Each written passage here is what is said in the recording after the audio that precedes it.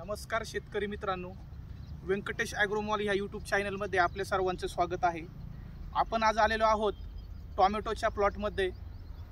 टोमॅटोचा अथर्व ही व्हरायटी ह्याच्या प्लॉटमध्ये आलोय। हा प्लॉट साधारणतः 20 ते 21 दिवसाचा झालेला आहे आणि आपण ह्या व्हिडिओच्या आजच्या माध्यमातून टोमॅटोचे साधारणतः 20 ते 21 दिवसाचे पहिले नियोजन कसे असते हे आपण जाणून घेणार आहोत। आपण जर बघितलं तर पहिले 20 दिवस टोमॅटो पिकासाठी फार महत्त्वाचे असतात। याच्यामध्ये पहिला जर विषय घेतला आपण तर पाणी व्यवस्थापन ही गोष्ट फार मॅटर करत असते। याच्यामध्ये पहिले 10 ते 12 दिवस पाणी आपल्याला फार थोड्या स्वरूपात द्यायचं असतं। एकदा लागवडीच्या टायमाला आपण जर बेड ओला केला तर त्याच्यानंतर आपण ड्रिंचिंगच्या माध्यमातूनच पाणी देतो, तर त्यातमध्ये आपल्या आळवणी देखील होत असतात।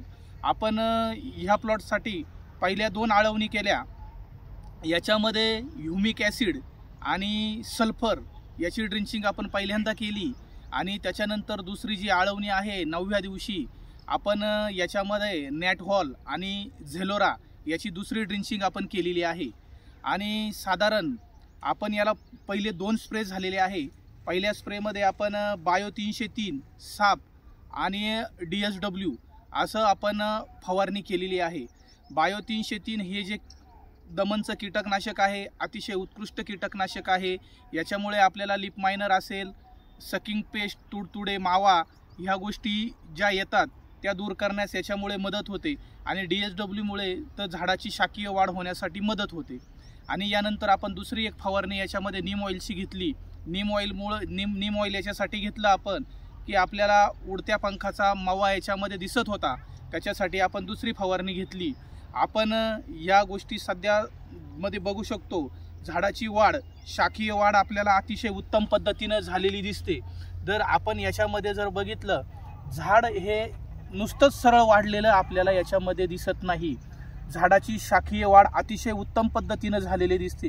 आपण जे बघतो बगल फूट खूप महत्त्वाची आहे, कारण बगल फुटीचं जे महत्त्व आहे हे आपल्याला फुलकळीसाठी सुद्धा खूप महत्त्वाचं आहे।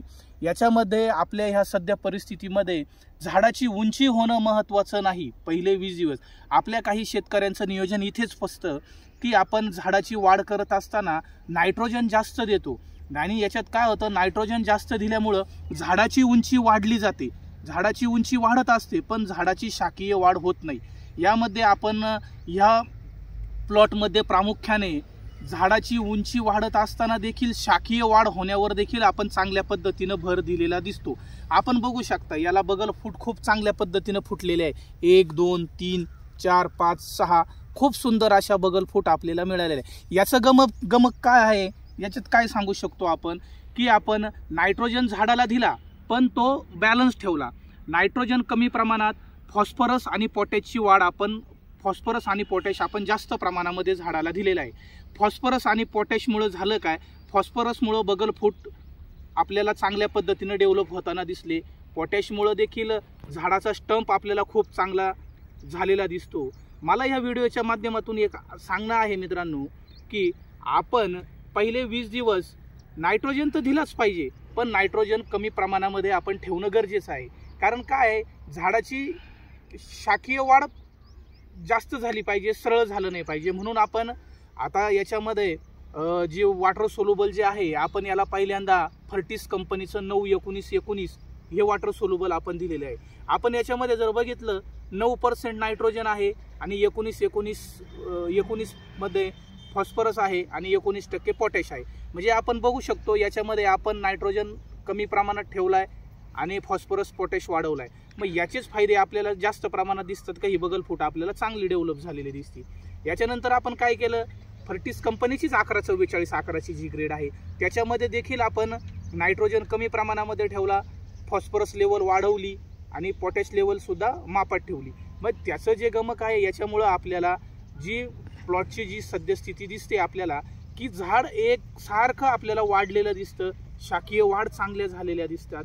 आता याचा फायदा आपल्याला असा होईल की झाड एकसारखं वाढेल आणि जी याला झाडाला फुलकळी निघणारे, सेटिंग निघणारे, ते सगळ्या सद्य परिस्थितीमध्ये खूप चांगल्या पद्धतीने झाड डेव्हलप होईल। मित्रांनो, मला या व्हिडिओच्या माध्यमातून एकच सांगायचं आहे, पहिले 20 दिवस आपण नियोजन करत असताना झाडाची शाखीय वाढ कशी होईल याच्यावर आपण खूप चांगल्या पद्धतीने नियोजन करणं महत्त्वाचं आहे. कारण या पुढची झाडाची जी दिशा आहे आपल्याला पहिल्या 20 दिवसावरती पुढची झाडाची दिशा आपल्याला ठरत असते.